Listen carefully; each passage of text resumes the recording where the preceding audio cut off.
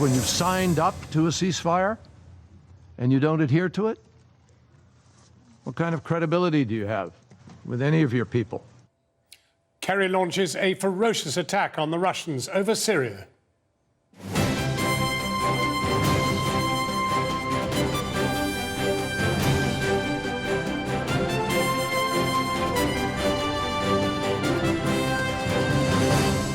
How can people go sit at a table with a regime that bombs hospitals and drops chlorine gas again and again and again and again and again and again?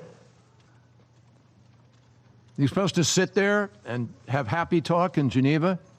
This after Russian or Syrian aircraft destroyed a hospital and 2 ambulances in East Aleppo. Good evening. The diplomatic language is gone as US Secretary of State Kerry verbally attacks Russia's Foreign Minister Lavrov over the broken ceasefire in Syria. He accuses the Russians of shielding a regime that has killed aid workers and dropped poison gas on its own people. He has demanded the complete grounding of all planes over northern Syria. Tonight, with the international powers at loggerheads, how much more dangerous can Syria become amid the worst East-West standoff since the end of the Cold War? Also on tonight's programme, violent protests in North Carolina after another African-American man is shot dead by police. Officers dispute his family's claims he was unarmed, sitting in his car reading a book.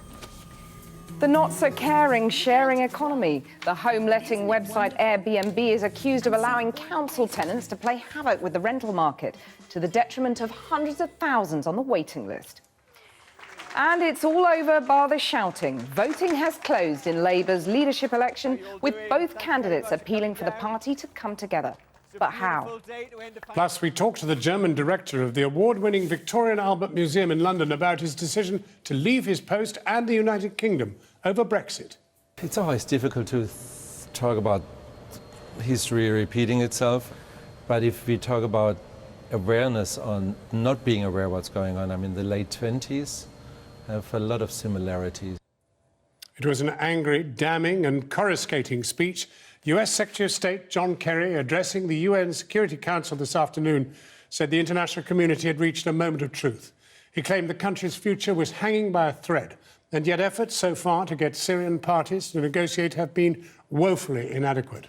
And in a desperate bid to save the ceasefire deal, he demanded all planes be grounded in key areas of Syria to avoid any further airstrikes. Heavy air raids continued in and around Aleppo today, as did the war of words between the US and Russia over who was to blame for the strike on the UN aid convoy on Monday. Our Foreign Affairs correspondent, Jonathan Rugman, joins us now from the United Nations in New York. Jonathan. John, we have witnessed here at the United Nations a TV showdown between the Russians and the Americans, which we haven't really seen very often since the Cold War ended. The Americans accusing the Russians of living in a, quote, parallel universe when it comes to the truth of what is happening in Syria. The Americans are also talking about some kind of no-fly zone, the sort of thing many people have been talking about for years. But the Americans are not talking, they're not using the phrase no-fly zone, and we don't quite know what they mean by that yet. And what chance anyway of that working when the Russians are continuing to deny any involvement in Monday night's attack on an aid convoy? The Russian Defense Ministry has issued a statement this evening saying that a US Predator drone flying from Turkey was seen near the convoy just before the attack. So not actually blaming the Americans for the attack, but suggesting that they might have been involved. Here's my report on the day's events here at the United Nations. It was, in the words of the UN Secretary-General, a sickening and savage attack on an aid convoy near Aleppo, which left around 20 people dead. Red lines have come and gone in this conflict. These smouldering trucks now form another. The Americans claim a Russian Su-24 warplane was responsible. And UN officials hope this outrage will prove the turning point that previous outrages have not. We are at a make or break moment. The Syrian tragedy shames us all. The collective failure of the international community should haunt every member of this council. The Russian Defense Ministry has produced this drone video of the convoy, claiming what it called a terrorist pickup truck can be seen alongside. the footage possibly contradicting previous denials of any Russian involvement. And we insist on a very thorough and impartial investigation of the attack on the humanitarian convoy. Many said that it could have been a rocket or an artillery shelling. That was what the initial reports were. Then helicopters or warplanes were mentioned. So I think we need to refrain from emotional reactions and make comments immediately. But from the Americans today, this blistering response to the breakdown of the ceasefire. I listened to my colleague from Russia, and I sort of felt a little bit like they're sort of in a parallel universe here. It's been shredded by independent actors, by spoilers who don't want a ceasefire. We just can't do business as usual. We can't walk out of this room and say, okay, we're going to try to continue, or we'll have a ceasefire that everybody knows can't work. Mr. Kerry said the attack had lasted 2 hours, that when American jets bombed Syrian soldiers at the weekend, they had at least acknowledged it as an accident, while the number of Russian explanations for this continues to mount. The trucks and the food and the medicine just spontaneously combusted. Anybody here believe that? I mean, this is not a joke. We're in serious business here. There are only two possible culprits, only two forces that are capable of having carried out that strike, flying in that area. They are the Syrians and the Russians, and we have our doubts about the Syrian capability to fly at night. And so you're left with a pretty strong conclusion, as you'll have been hearing. And it can only have been Syrian or Russian jets which hit the town of Talbise in Homs province today. Opposition activists said 2 people were killed and 30 injured. While these white helmet rescuers in eastern Aleppo have clearly heard an airstrike and can be seen scrambling to respond. All this prompting a change from the Americans, who are now talking of a flying ban in certain areas. I believe that to restore credibility to the process, we must move forward to try to immediately ground all aircraft flying in those key areas in order to de-escalate the situation and give a chance for humanitarian assistance to flow unimpeded. And if that happens, there's a chance of giving credibility back to this process. Any such flight ban is too late to save at least 4 medical workers who were reported killed in an airstrike here in the town of Khan Tuman, south of Aleppo yesterday. Though these pictures don't show rebel fighters who have also broken the ceasefire across Syria. A ceasefire still being touted by diplomats here, even though it's painfully obvious that the warring parties abandoned it days ago. Jonathan Rugman, Channel 4 News, New York. Well, we're joined now by Natalia Narushnitskaya, a former vice chair of the Foreign Affairs Committee in the Russian Duma, now the president of the Russian-funded think tank, the Institute of Democracy and Cooperation. And from New York, the deputy spokesman for the US State Department, Mark Toner. Mark Toner, how confident is the United States now that you know who bombed that convoy? Well, I thought Secretary Kerry, and you guys, I'm glad you played some clips from his remarks earlier today in the UN Security Council, was very clear in laying out the facts as we know it. And in fact, he said that. He said everyone's entitled to their own opinions, but no one's entitled to their own facts. He laid out the facts of the case. Only the Syrian regime, only the Russians were flying in that airspace at that time, or capable of flying in that airspace at that time. I don't want to speak to whatever intelligence we may have about that incident, but we're fairly confident as to what happened. Ms. Narushnitskaya, let's just have a look at what John Kerry said. He is saying that there have been 4 major agreements in which Russia was a party to making those agreements. He says every single one of them has been broken. He asks, what is the point of making any agreements if they're constantly breached? Oh, I wouldn't agree with that notion, because a lot is at stake in Syria, the peace in Europe, how much more dangerous ISIL must become to be understood, that it's a major danger. You know, when our defense ministry denies Russian involvement in this, I tend to believe them, not because I'm Russian, believe me, but because the first question we are asking ourselves in such situation, cui bono? Russia certainly is not, does not benefit from that. The Syrian army, the Syrian, as you put it, regime, the legitimate President Assad can't be interested because he knows that everything would be used against him, and he is already depicted almost as a monster who eats up every day a baby girl for supper to live happily ever after. All right, well, let me put some of that to Mr. Toner. Let me put some of that to Mr. Toner. There is no proof still. We must investigate. There are no craters. Our defense ministry tries to attract the attention that there are no craters that usually are left after any bombing. Right. So, well, I don't think tonight we're going to. We're not going to, with respect. ISIL could not be interested in cooperation of Russia and the United States. It's only so. I quite. Natalia, with respect, we're not going to resolve this tonight in a 5-minute interview. So let me go to Mark Toner and just ask you, is it a firm proposal that Mr. Kerry is making that all flights over northern Syria should now be stopped? And if there is such a flight, does it mean that America will attack it? Well, obviously, he presented an idea today. And let's be clear, this was part of the plan.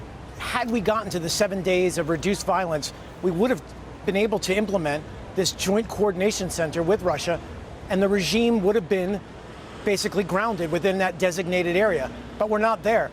I think what he's offering now is a way forward that can restore confidence in a possible ceasefire. And he's calling for, I think, drastic action because of what we've seen over the past several days, and certainly on with the attack on the humanitarian convoy a few days ago. Let me put this there for. Sure. Let me put this please. to Natalia Narochniskaya. Let's ask you. It does seem logical, doesn't it? If somebody is bombing innocent people in Aleppo, it seems logical to say, let's stop all flights over Aleppo. Would Russia agree with that? I'm not a military and never served in army, so I believe there might be consideration that once all planes are on the ground, the ISIL immediately will attack and will take back the Aleppo. So, but I believe that although the situation has aggravated, of course, to the very dangerous point, I mean, between Russia and the United States, but still, I wouldn't dramatize it. Everything is in the hands of our both countries, who can sit down at table and negotiate the compromises. And of course, every expert knows that the problem is in the ultimate goal of Syrian destiny. Let me put that to Mark Toner. How low is trust now? I mean, if you're going to sit down at a table, there's no point sitting down if there's no trust between you. And it sounds very much tonight, from listening to Mr. Kerry, as if there is no trust. John, what I'd say is we've sat down at the table, and Secretary Kerry pointed to this. We've had agreement time and time again over the past months, and indeed in Geneva a little over a week ago, on a way forward. And Secretary Kerry ended with 2 important points. He said, I know this agreement that we reached in Geneva is not perfect, but there's no better alternative out there. This is the best opportunity that we have to get a ceasefire in place and a political negotiation in place that will end the fighting. And secondly, he said this is not time for business as usual. And I think what he meant by that is we have to try to to restore confidence, to restore some kind of level of trust, And that's what's going to be the main goal. The ISSG, the International Syria Support Group, is going to meet again tomorrow. They're going to talk about this proposal. They're going to talk about the way forward and next steps that we can somehow salvage what was reached in Geneva last week. Mark Toner, Natalia Naroshniskaya, thank you very much indeed for talking with us. Kathy. Thanks, John. 16 police officers have been injured during protests sparked by the police shooting of an African-American man in Charlotte, North Carolina. Keith Lamont Scott was shot by a black officer yesterday and died in hospital. Local police said he was repeatedly told to drop his weapon and posed an imminent deadly threat. Relatives, though, said he wasn't holding a weapon, but a book. The unrest came a day after police in Oklahoma admitted a black man they'd killed on Friday was unarmed, as Simeon Brown reports. All I want them to do is hold their partners accountable for what they do, right? This was Charlotte in North Carolina last night. Suited like a military force, armed officers from the Charlotte and Mecklenburg police departments moved in to force back the protesters who had shut down the freeway and set it on fire using the cargo of blocked lorries. Some of the protesters appeared to be just schoolboys. This one is throwing rocks, which were the preferred weapon against officers who were armed with tear gas but had promised to show restraint. It's been a long night. We've been to several different locations. We tried to have as much liberty as possible with the protesters and allow them to peacefully protest. The spark for the latest battle between African Americans and the police was the killing of 43-year-old Keith Lamont Scott. He was shot dead in the car park of his apartment by armed police officers. His family say he was unarmed and reading a book, but that's not the police version of events. They say he was armed and posed a deadly threat. But it's not the first time this week the police account is facing scrutiny. On Friday in Oklahoma, Terrence Crutcher was shot dead by state law enforcement.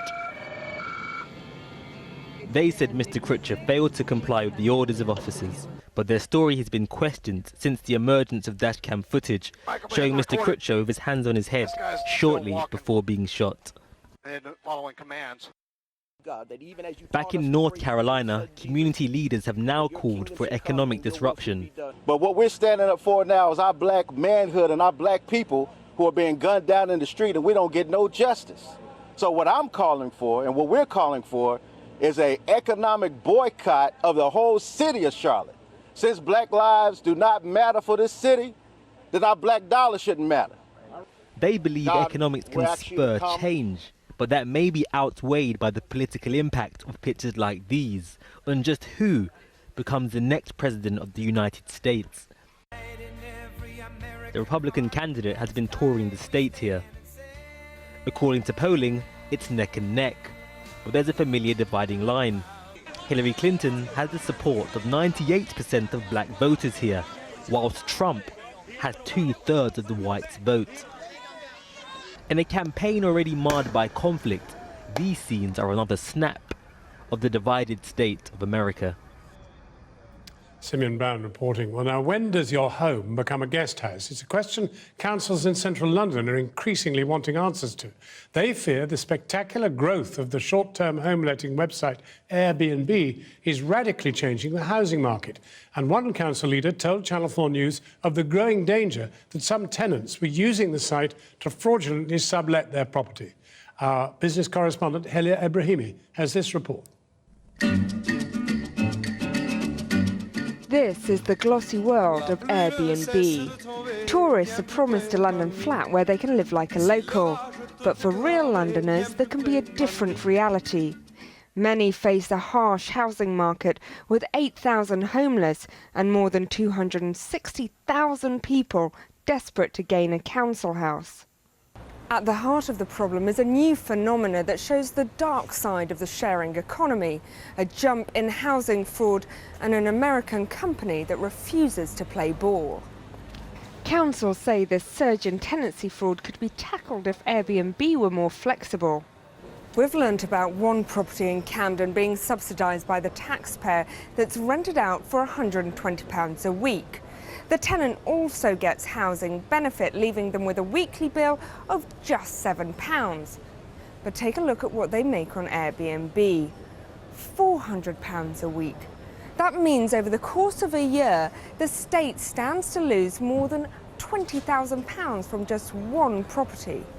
It is a growing problem as more and more people see the in-pocket financial benefits of it, and we really need greater ability to be able to control Airbnb and take enforcement action against them.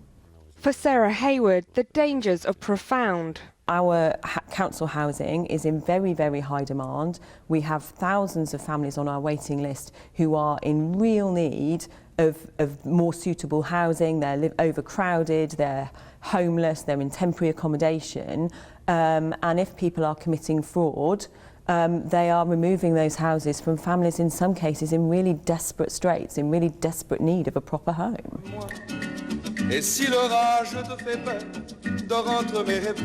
In many ways, Airbnb has been the poster child for a new type of capitalism that allows consumers to connect directly. Feel at home, anywhere. Founded by a trio of San Francisco residents, Airbnb was launched in 2008 as a way tech geeks could find affordable accommodation when big conferences hit town. Being an Airbnb host is being a part of a global community. It gave me faith in humanity, to be honest. The company is now thought to be worth as much as $30 billion. Airbnb, belong anywhere. No one wants to stop the sharing economy. No one wants to stop people supplementing the cost of their holiday by letting out their home when they go away. What we want to try and control is the impact on the housing market, because central London has a really chronic housing crisis, and anything that removes any property without the right permission from being let to a family or young professionals is impacting that crisis, and we need Airbnb to work with us to help stop that impact.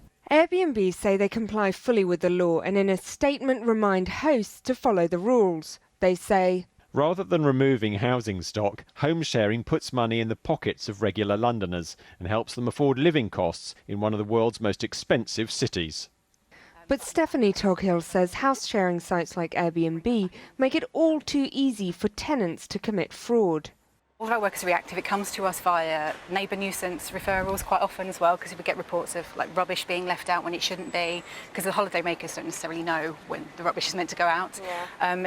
Lots of traffic going on, like people going in and out of blocks, people that they don't know.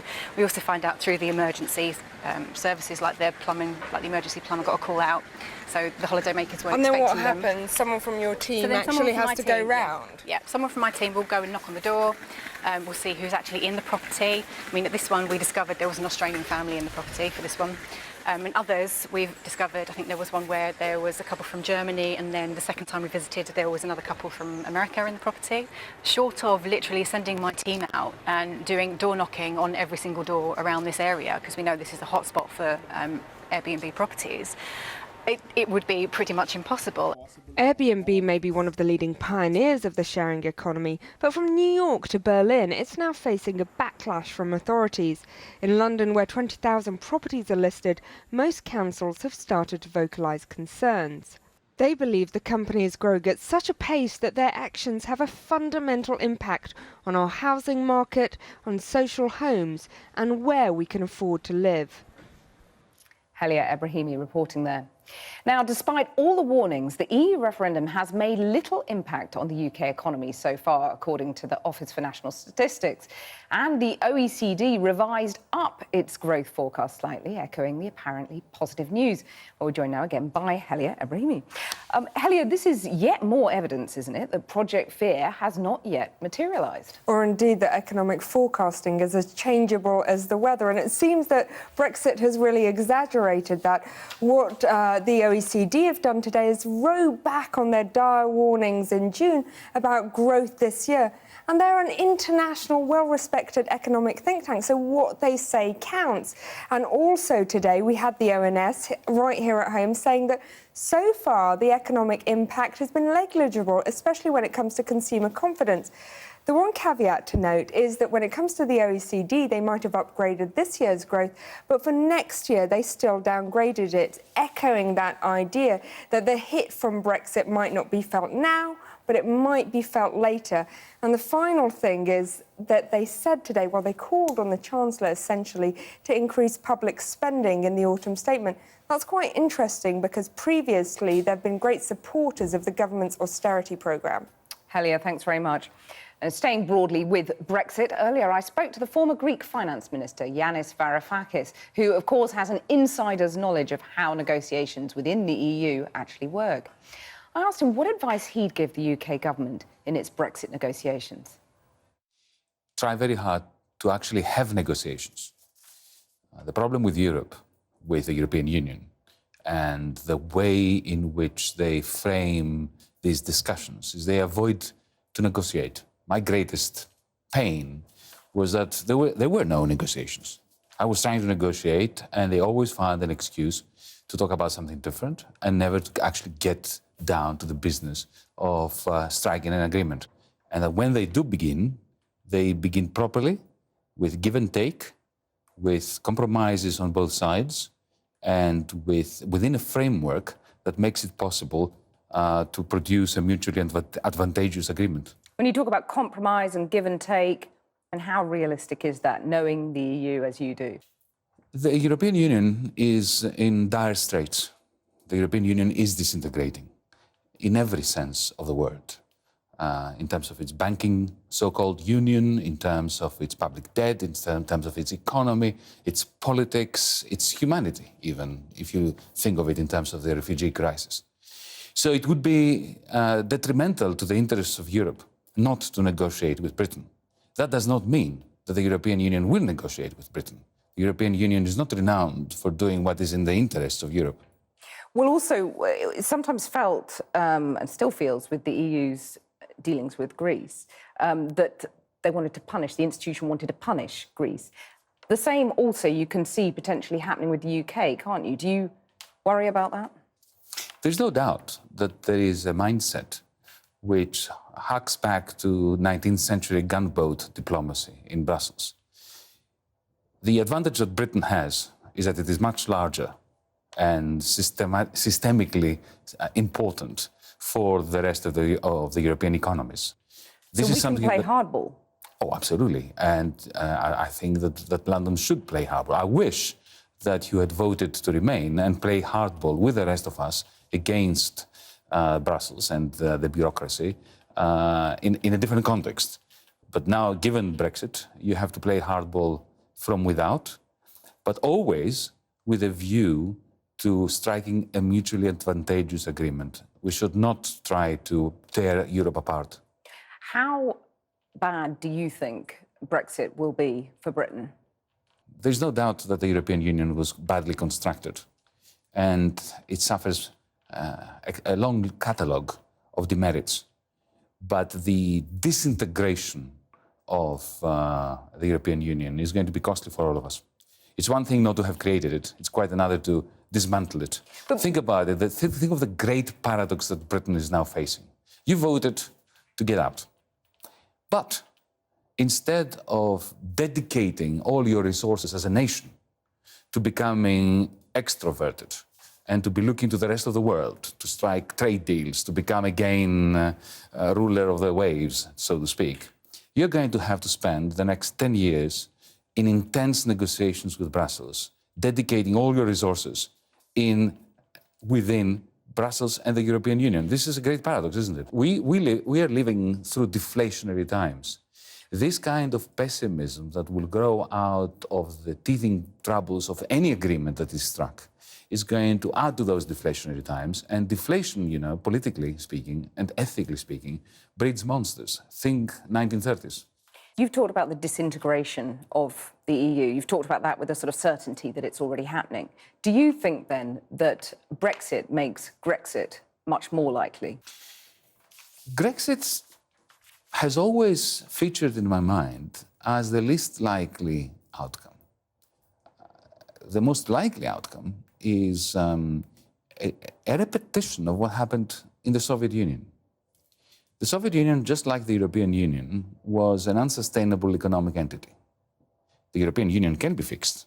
It's not as much of a basket case as the Soviet Union was. But it is not being fixed because our great and good leaders take boat trips on the Danube, discussing everything except that which they must be discussing, which is the European Union crisis, economic crisis.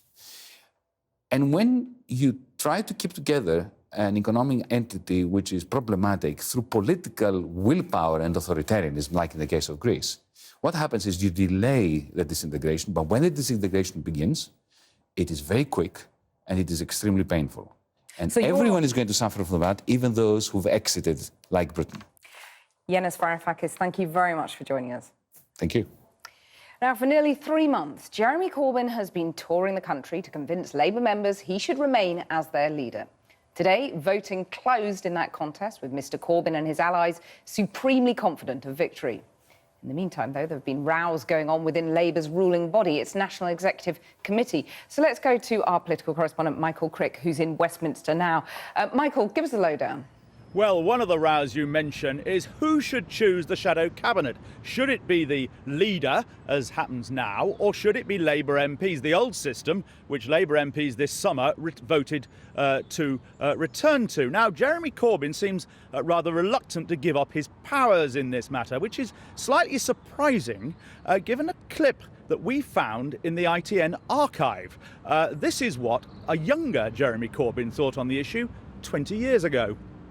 There's been enormous pressure by the leader's office and people around it to ensure that the existing shadow cabinet are elected en bloc, and I think that's a great mistake. I think MPs should have a right to choose who the shadow cabinet should be. So in 1996, Jeremy Corbyn thought MPs should choose the shadow cabinet. This issue dominated a meeting of Labour's National Executive yesterday, is likely to dominate the conference this weekend and next week. But there is a possible compromise in the offing whereby perhaps Labour MPs would elect a list of names on the understanding that Mr Corbyn doesn't have to choose all of them for the shadow cabinet and would be allowed to add some names of his own. But at the moment, Mr Corbyn may not be in the mood for compromise. His people claim that lots of the MPs who resigned from the front bench in June now want to come back. Michael, thanks very much. Well, now, the writer and journalist Owen Jones may be a darling of the left, but he spent the summer warning that Labour faced disaster unless Jeremy Corbyn addressed the party's huge electoral challenges.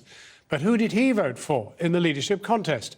We'll be discussing that with him and the Labour MP and chair of the new Labour campaign group Progress, Alison McGovern, in a moment. But first, here's Owen Jones's personal view on what Jeremy Corbyn needs to do for the left to win back power. And a warning, this report does contain flash photography from the very start. The people's flag is deepest red. 251,000. This party is going places. This party is strong. This party is capable of winning a general election. We run the risk right now of Labour being consigned to history forever. We could just be an artefact. We'll keep the red flag flying here. For hundreds of thousands of people who join the Labour Party or turn up to rallies, Jeremy Corbyn is a champion. For the Parliamentary Labour Party, according to the polls, a big chunk of the population, he's a no-hoper who's never going to be Prime Minister. Now, he won last year with a massive landslide amongst the Labour Party membership, and barring a colossal political upset, he's going to win again decisively. But for a former Tony Blair advisor, Jeremy Corbyn's Labour Party is a living nightmare. Jeremy Corbyn is the most woeful, the most useless, the most dangerous, and the most unpleasant leader the Labour Party has ever had in its history. Big fan then. He has got to go. Owen Smith is a candidate who would be miles better. We're going to win. With your help, I can do. Thank you very much for coming. I think Owen Smith will lose because of people like McTernan.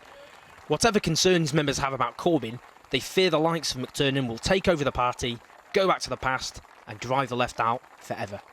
I'm absolutely in favour of a split in the Labour Party, and Corbyn and MacDonald can go and they can take the people with them. This party will be saved, and it'll be saved by the people who founded it and the people who saved it before in the 1980s when it went mad. The so-called madness he talks about is when the left and right bitterly fought for control of Labour. The left were crushed, and Corbyn supporters are determined it won't happen again. So, I've come to Edinburgh to interview two passionate Jeremy Corbyn supporters. But they're not just any passionate Jeremy Corbyn supporters, they're actually my parents. Well, the first political meeting you went to, you were strapped to your father's front during the miners' strike. And when they applauded, you panicked and all your limbs went rigid. I still do that, actually. Nothing changes. Corbyn supporters are often accused of seeing New Labour's time in office as no better than the Tories. But for lifelong Labour members like my parents, that's just not the case. They did some good stuff, that Labour government. You know, I wouldn't support people who say that the Labour government was all rubbish. It wasn't. But from the point of view of ideas, they carried on with there is no alternative. They refused to undo a lot of the Tory stuff. They accepted that private is good, public is bad. And then we got the Iraq War. So you have all this heritage, and you start to wonder whether the Labour Party is ever going to be what it's supposed to be again. And then suddenly you get someone coming along saying, yes, there is an alternative. Another world is possible. For lots of people, there's a sense of relief that we've actually got somebody who appears to be an honest politician.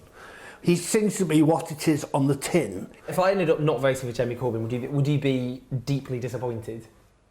Well, I'd be deeply surprised. That's certainly true. Look, I mean, in a family, people have political differences, and it doesn't mean that you're not still family. So your elder brother votes for Owen Smith. I don't agree with him. I think that's a mistake myself. But I'm not going to love him the less. Edinburgh feels a long way away from a contest marked by purges, court battles and abuse. I want a government that can build a society run in the interests of the majority rather than a tiny elite. And you can't do that unless you have power.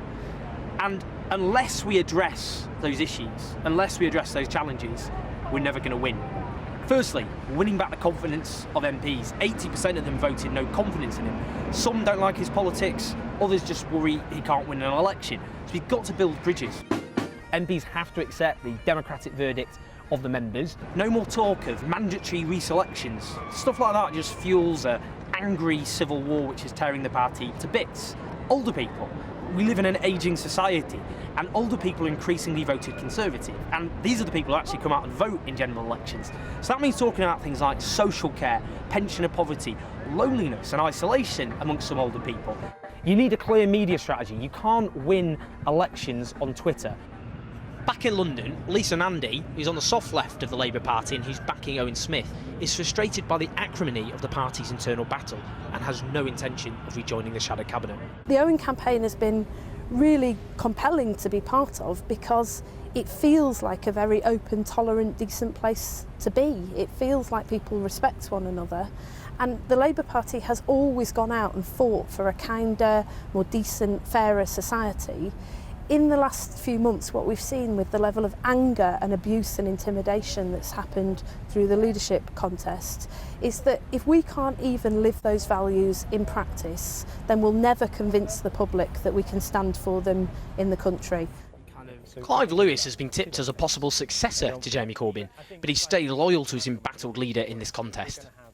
You had elements of the Parliamentary Labour Party that were never reconciled to the fact that Jeremy Corbyn won. As far as they were concerned, this was a blip which they were going to overturn, and they spent the next 12 months doing all they could to undermine that leadership, to undermine Jeremy Corbyn, to undermine those around him. And I think, you know, I'm not saying that the whole PLP was doing that, clearly they weren't, but there were some that did that, and I think ultimately the vast majority of people in there, I think, are becoming tired. Labour MPs are becoming tired of this. But Corbyn inspires many as an alternative to cuts, inequality and war. These women are among thousands who've joined Momentum, a movement vilified by the press as sinister entryists, but they're nothing like they're portrayed. I don't personally believe that the old Labour Party would win another general election. I want to live in a fairer and more equal society, and I just truly believe that the Labour Party is the only party that will get us there. Stay together, strong and united for the kind of world we want to live in. So we've had 70,000 people at last count turn up to rallies across the country. That's incredible. I like Owen Smith, and I think MPs like him are absolutely critical to the future of the Labour Party. And if I genuinely thought he had a better shot of becoming PM, then I'd back him. But I just don't. So I vote for Jeremy again, to give him another chance. But this time things do have to be different. And if the challenges aren't met and the polling doesn't improve before an election, then we will have to think again. We'll keep the red flag flying here. Well, joining us to discuss this is Labour MP Alison McGovern, who supported Owen Smith in the leadership contest, and the author of that report, Owen Jones. Alison McGovern, Lisa Nandy says she will not rejoin the Cabinet. If there is to be a healing after this result, I mean, if Corbyn won, would you return? I think healing's the right word, John. And actually, the shadow cabinet elections, that idea was put forward by people in the Parliamentary Labour Party because we wanted to find a way forward through this. It's an olive branch that Jeremy Corbyn and his colleagues can take, and I really hope they do. I don't know what will happen. They had a long discussion at the NEC about it and have still got more to go. So, you know, it's impossible to answer hypotheticals like that at this moment. But I really hope that that olive branch is taken by Jeremy. I think it would be that healing that we need. If we distill your position, it is that of a reluctant Corbynista. Well, I'm someone who belongs to a movement, not a cult, and for me, it's the policies, beliefs that matter, not an individual. But what about this reaching out? Could you heal? Could you... Well, look, we need to avoid the Brangelina option, basically, a bitter, acrimonious divorce full of negative briefing in the press and what happens to the children. I think, actually, the thing about the Labour Party is there's far more uniting it than often people give it credit for on the issues. You know, me and Alison are from different wings of the Labour Party, often speak at Progress meetings. I'm speaking at Fringe next week at Labour Party conferences. And when it comes to the NHS opposing privatisation, wanting it publicly funded, a good, decent funded comprehensive system, tax justice, investment in the economy, there was actually a lot of agreement there. And it's not like the 1980s, because actually, ideologically, there was a lot more separating. So I want a healing thing now. Yeah, but doesn't Jeremy Corbyn have to change pretty radically? He needs to become a leader. Well, for me, that's what partly I want to put, not, you know, to big myself up. It's not like, you know, it's just me after all. But I want voices like myself to put pressure on the leadership because I want them to succeed. And that means reaching out to the Parliamentary Labour Party, and it means having a coherent vision that inspires the majority. And this is right, and one of the first things that could be done on that is no more of these lists that keep appearing of people who are beyond the pale or intolerable to Jeremy Corbyn or Momentum or whoever it is, because that sends a message to Labour members. You know, whoever wins on Saturday, they'll have the support of lots of people, but there'll be thousands who didn't vote for them.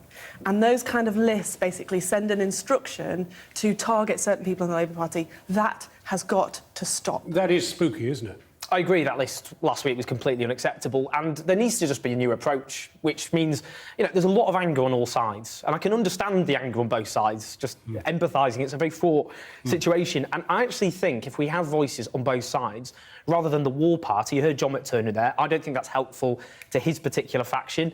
I equally don't think people going, deselect the MPs is helpful on the other side. And actually, I think just emphasising the common ground that exists is crucial. I mean, take the shadow cabinet. Let me just put some of that to Alison, because you have to learn to love Corbyn, don't you? Tough love. Well, one thing that Jeremy Corbyn has always said that I absolutely agree with is that the Labour Party is not about one person and that leadership is never about just one individual. However, the leader is absolutely crucial. And we saw on Owen's film, you know, those people involved in Momentum, I'm sure they're lovely, but they were talking about rallies.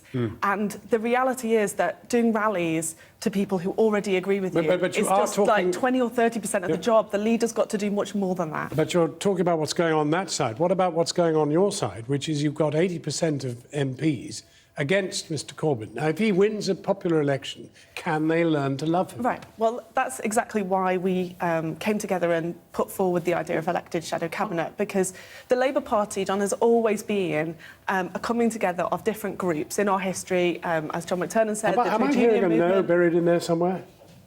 And I just think we have to get on with it, and we have to cooperate in the way that our party was designed to do.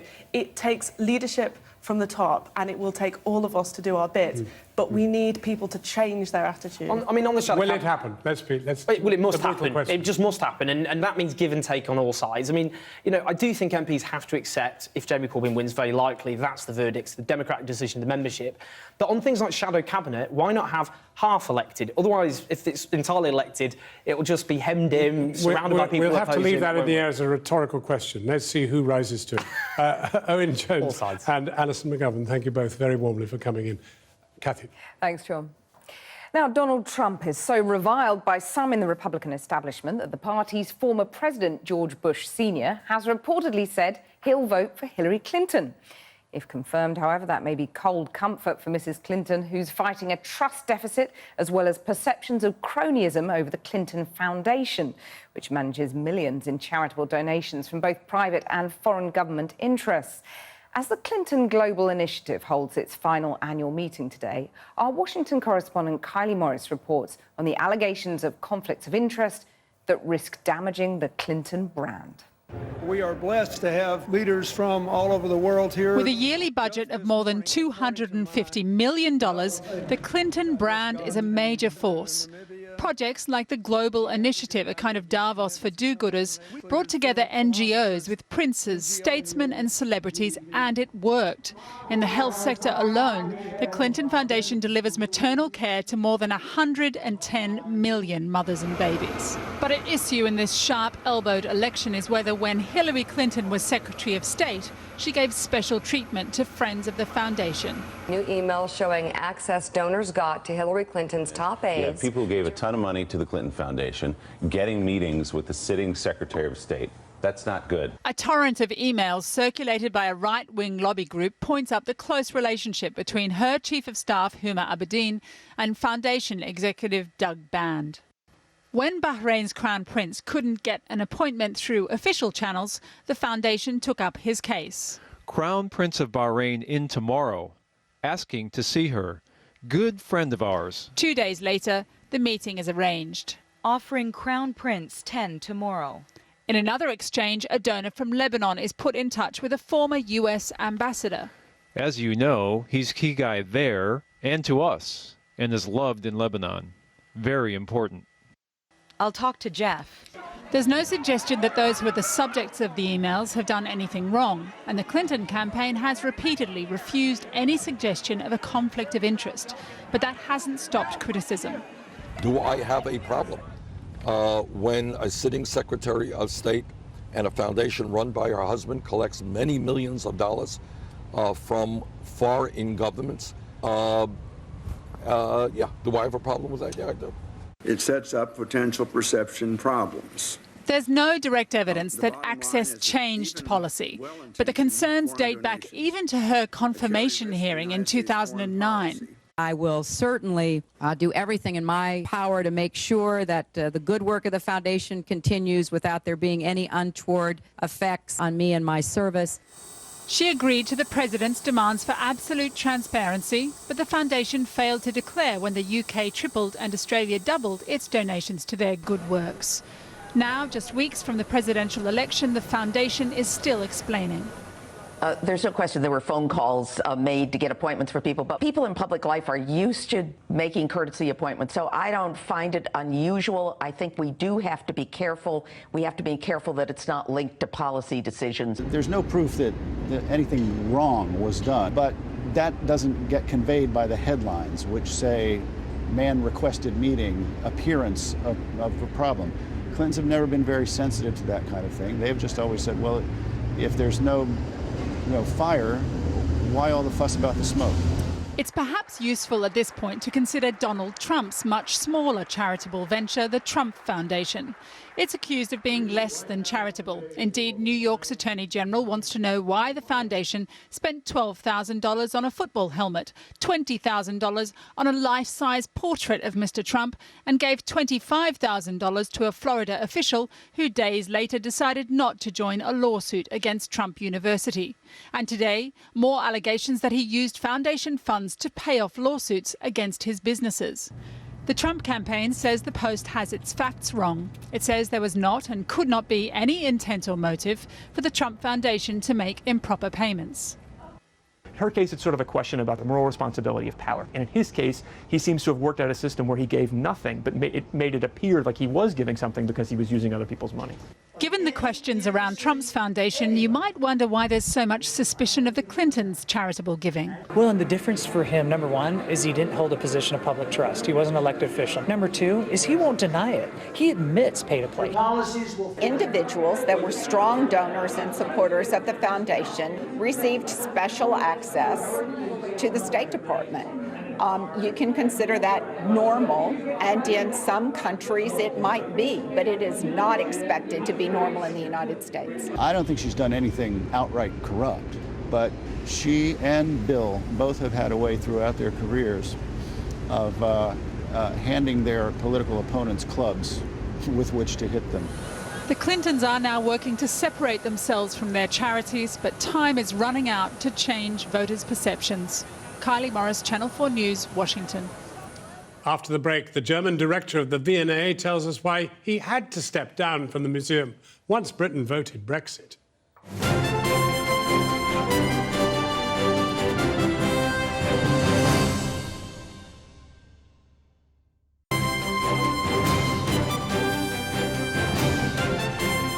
Britain's decision to leave the EU was something the director of the V&A Museum, Martin Roth, had dreaded. He's German-born, but has publicly stated that shame about his country's past made him a committed European.